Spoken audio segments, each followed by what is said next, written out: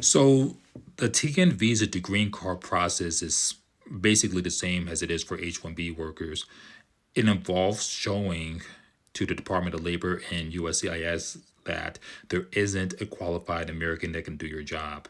So first, you need to receive a prevailing wage determination from the Department of Labor. And this involves submitting details about your job. So, your job title, the job duties, required years of experience. And then you submit this a request to the Department of Labor to receive a prevailing wage determination. This can take about 6 months.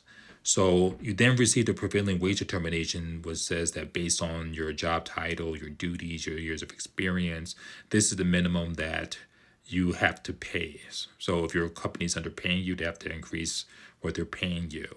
And then the company can begin recruitment.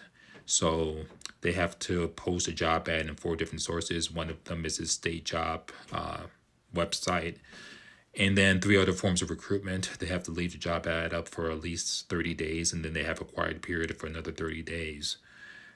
And then once the recruitment is done, then they can petition, they can say that, look, we did recruitment, we can't find a qualified American worker for the job, and then they can continue the process for attaining your green card.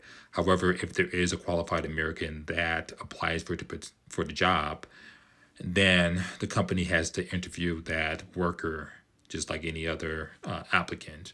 Or let's say there's layoffs. So you're a chemical engineer, and the company is recruiting for a chemical engineer, so they're trying to start the perm process for you.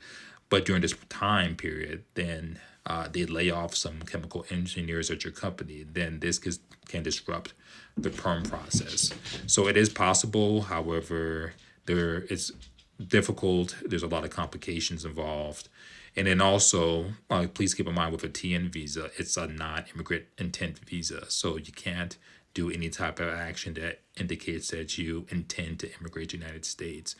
So these factors can make it quite difficult, but however, it is possible to move from a TN visa to green card.